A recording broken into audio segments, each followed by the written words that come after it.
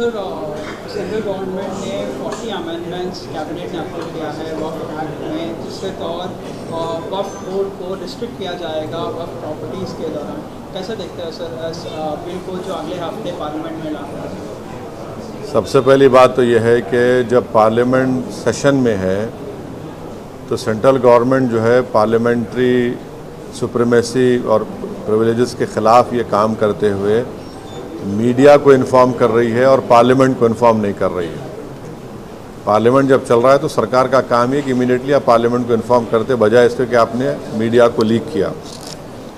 अब जो मीडिया ने रिपोर्ट किया उसकी बुनियाद पर मैं ये कह सकता हूँ कि ये जो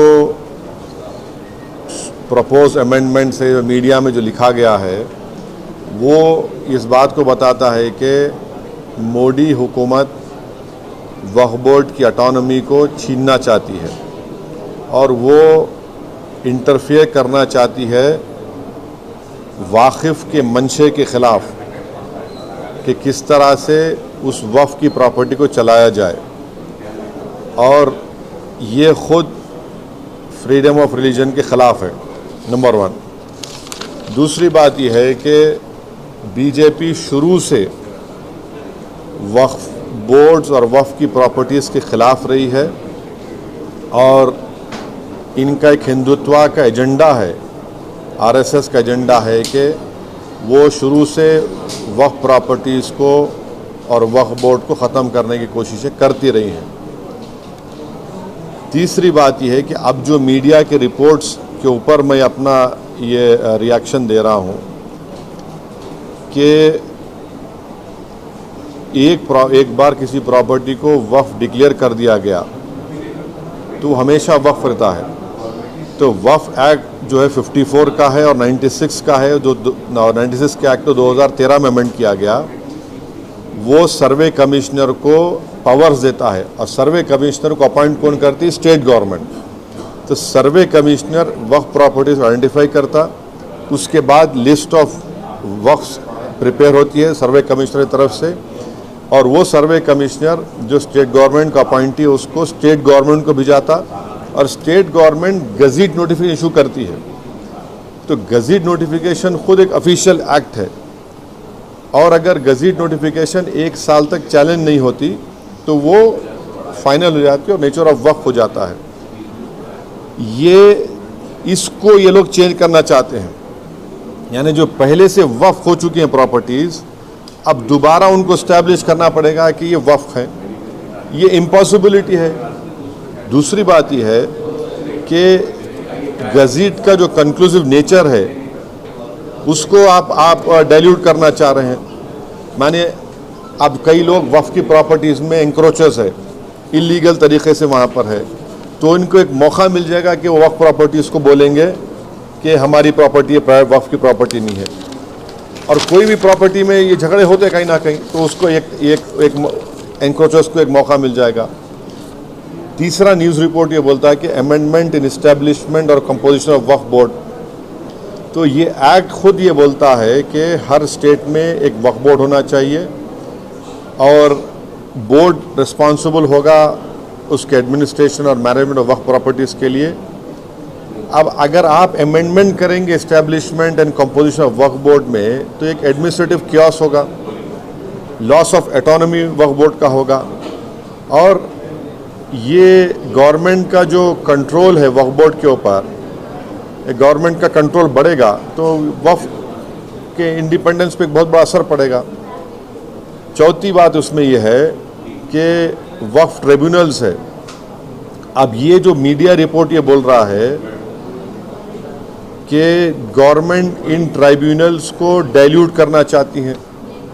अब ये ट्राइब्यूनल्स के पावर्स को आप डाइल्यूट कर देंगे तो फिर ये केसेस का क्या होगा? इनएफेक्टिव इन्फोर्समेंट होगा। पांचवी बात जो मीडिया रिपोर्ट्स के ऊपर मैं बोल रहा हूँ आपको, इसमें लिखा गया कि अगर कोई डिस्प्यूटेड प्रॉपर्टी है तो डिस्प्यूटेड प्रॉपर्टी का ये लोग बोलेंगे नहीं प्रॉपर्टी डिस्प्यूटेड है, इसका सर्वे हम कराएंगे। अगर कोई प्रॉपर्टी डिस्प्यूट है तो उसका फैसला जुडिशरी करती। यहाँ पर मोदी हुकूमत डिस्प्यूट क्रिएट करेगी, उसका सर्वे कराएंगे। अब सर्वे एग्जीक्यूटिव कराएगा या सीएम कराएगा या बीजेपी पावर बीजेपी कराएगी। अब जाहिर नतीजा क्या निकलेगा आपको मालूम। तो ये भी एक तरीक़ा है उस डिस्प्यूटेड प्रॉपर्टीज़ को डिस्प्यूट बनाना, पहले फिर सर्वे कराना उसका, और सर्वे में रिपोर्ट लिख देना कि नहीं ये वक्फ नहीं है। ऐसे कई मस्जिद दरगाहें हैं हमारे भारत में जहाँ पर बीजेपी आरएसएस ये क्लेम करती है कि वो दरगाह और मस्जिद नहीं है। तो जो पावर जुडिशरी का है वो एग्जीक्यूटिव छीनना चाह रहा है उसको।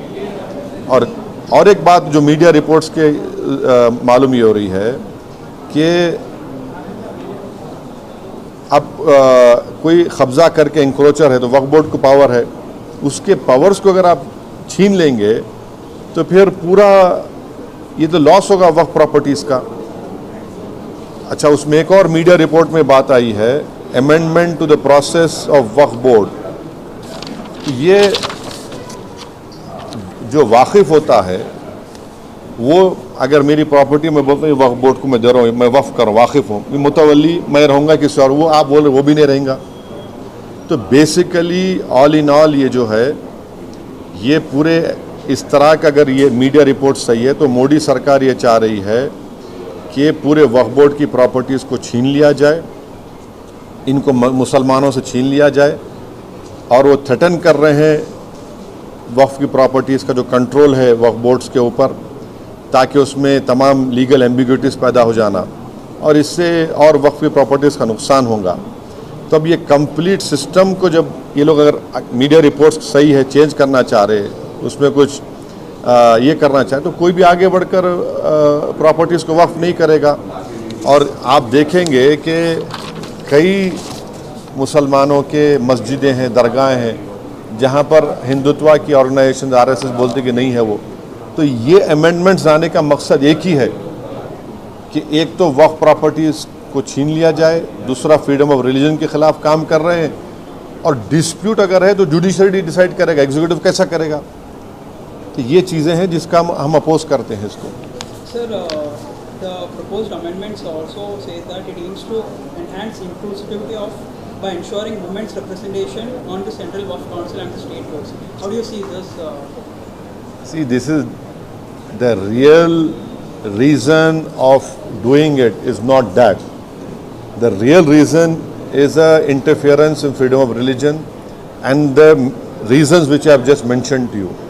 सर, इस बिल के जरिए स्टेट में और सेंट्रल में जितने भी प्रॉब्लम्स है लैंड में, ये सारे मसाइल हल हो जाएंगे। क्या कैसा क्या हल हो जाएंगे? क्या हल? देखिए, उसमें आप मीडिया रिपोर्ट पढ़े, उसमें जो डिस्प्यूट है प्रॉपर्टी में उसका सर्वे कराएंगे। आप कौन होते भाई? सर, डिस्प्यूट है तो जुडिशरी डिसाइड करेंगे। आप कौन होते करने वाले उसको?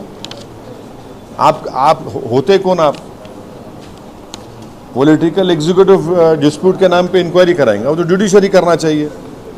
मकसद एक ही है कि वक्फ प्रॉपर्टीज़ को मुसलमानों से छीन लिया जाए। ये इनका जो शुरू से आरएसएस कोशिश कर रही है, इनका आरएसएस बोलती आ रही 70 साल से, बीजेपी उससे पहले जनसंघ बोलती आ रही है। तो ये तो डायरेक्ट सोचना पड़ेगा, ये जो अलाइज है बीजेपी के, क्या वो मुसलमानों के वक्फ प्रॉपर्टीज़ को छीनना चाहेंगे? जो पॉलिटिकल पार्टीज बीजेपी को सपोर्ट कर रही है वो इनको सोचना चाहिए। क्या होगा बिहार में? इमारत शरिया की जो जायदादें छीन लेंगे क्या आप?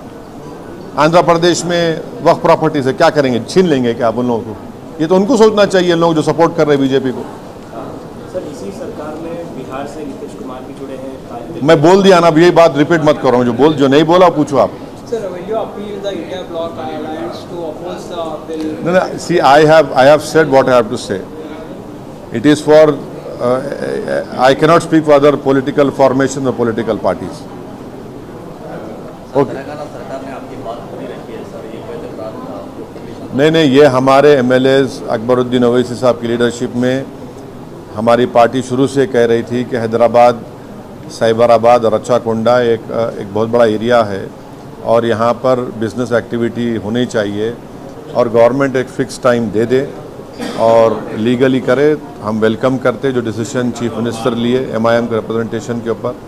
इससे गैर ज़रूरी के तमाम जो इस्टेब्लिशमेंट्स हैं उनका हरासमेंट रुकेगा और सही तरीके से वो काम करके अच्छा कर सकेंगे।